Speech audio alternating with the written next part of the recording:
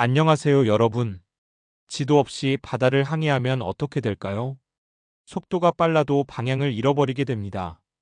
투자도 마찬가지입니다.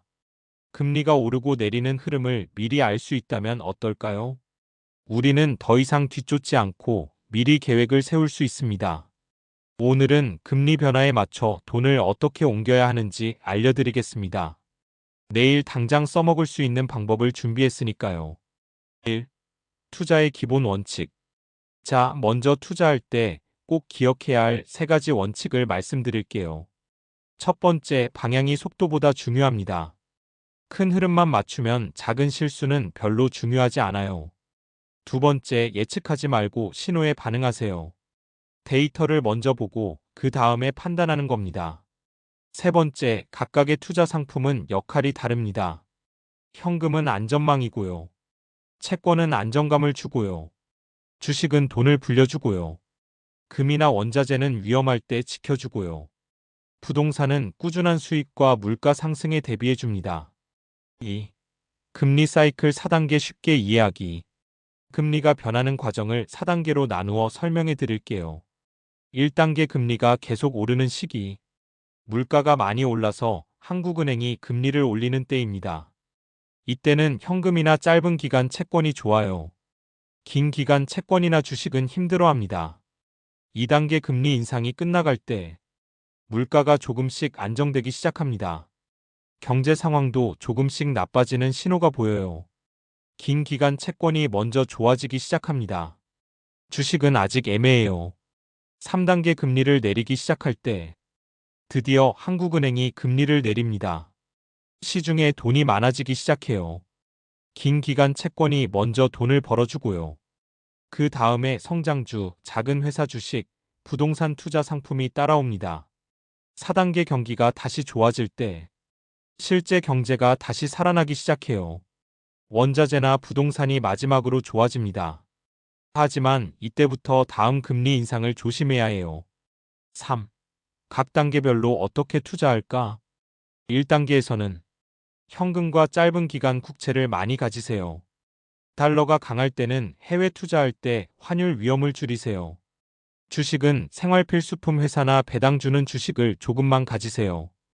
2단계에서는 중간이나 긴 기간 국채 비중을 늘리세요. 좋은 회사 채권도 조금씩 사기 시작하세요. 주식은 안정적인 성장 주식으로 조금씩 테스트해 보세요. 금도 분산 투자 차원에서 조금 가지세요. 3단계에서는 긴 기간 채권은 조금씩 팔면서 이익을 챙기세요. 주식, 특히 성장주와 작은 회사 주식, 부동산 투자 상품 비중을 늘리세요. 위험한 채권은 너무 많이 사지 마세요. 금은 경기가 너무 뜨거워지거나 정치적 위험에 대비해서 가지세요. 4단계에서는 원자재나 부동산 같은 실물 자산을 활용하세요. 하지만 빚을 너무 많이 내지는 마세요. 다음 금리 인상에 대비해서 현금이나 짧은 기간 채권을 다시 준비하세요. 4. 투자 성향별 포트폴리오 예시. 여러분의 투자 성향에 따라 비율을 달리해야 해요. 안전하게 투자하는 분들. 1단계, 현금 짧은 채권 60%, 중장기 채권 25%, 주식 10%, 금 5%. 2단계, 현금 짧은 채권 40%, 중장기 채권 40%, 주식 15%, 금 5%. 3단계, 현금 짧은 채권 25%, 중장기 채권 30%, 주식 35%, 금 10%. 4단계, 현금 짧은 채권 35%, 중장기 채권 20%, 주식 25%, 금원자재 20%. 균형 잡힌 투자를 하는 분들. 1단계, 현금 짧은 채권 45%, 중장기 채권 25%, 주식 20%, 금 10%. 2단계, 현금 짧은 채권 30%, 중장기 채권 35%, 주식 25%, 금 10%. 3단계, 현금 짧은 채권 20%, 중장기 채권 25%, 주식 45%, 금리츠 10%. 4단계, 현금 짧은 채권 30%, 중장기 채권 15%, 주식 35%, 금원자재 부동산 20%. 적극적으로 투자하는 분들. 1단계, 현금 짧은 채권 35%, 중장기 채권 25%, 주식 25%, 금 15%. 2단계 현금 짧은 채권 20%, 중장기 채권 35%, 주식 30%, 금 15%.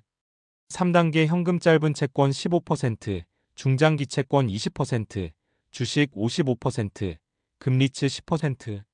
4단계 현금 짧은 채권 25%, 중장기 채권 10%, 주식 45%, 금원자재 부동산 20%. 5. 투자 신호 7가지 체크하기. 어떤 신호를 봐야 할지 알려드릴게요.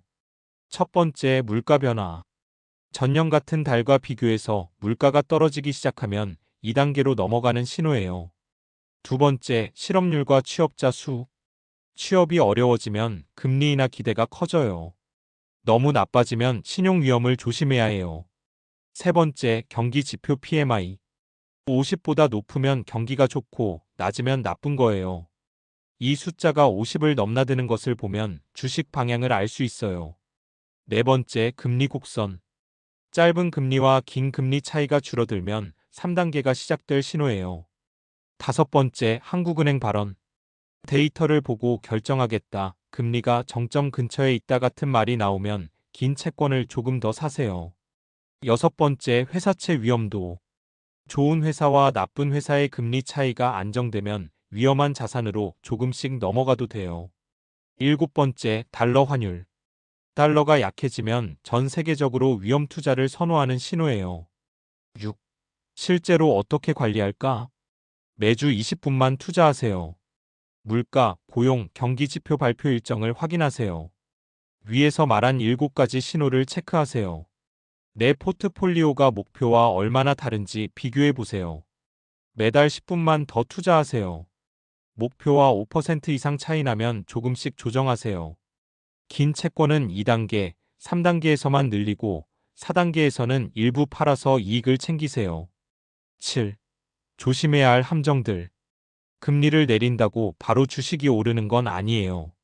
금리 인하 직후에는 변동성이 클 수 있어요. 회사 실적이 바닥을 찍고 회복되는 데는 시간이 걸려요. 긴 채권의 위험성. 긴 채권은 이익도 크지만 손실도 클 수 있어요. 조금씩 사고 조금씩 파는 걸 기본으로 하세요.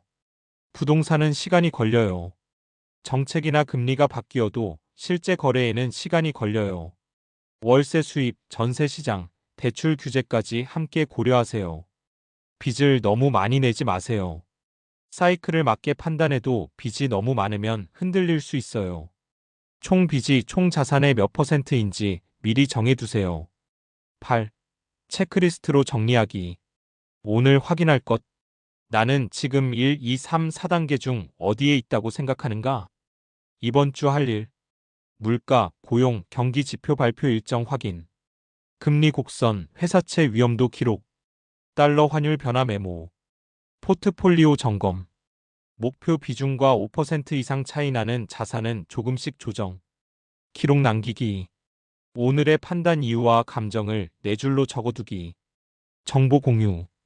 같은 방식으로 생각하는 사람 1명과 주간 정리 공유. 9. 마무리 및 참여 유도. 댓글에 이렇게 남겨주세요. 금리 로테이션 시작. 지금은 2단계라고 본다. 또는 나는 3단계로 본다. 그리고 여러분이 사는 도시도 함께 적어주세요. 다음 영상에서는 이 지도를 목표 관리 시스템에 연결해서 목표와 성과를 숫자로 관리하는 방법을 보여드릴게요.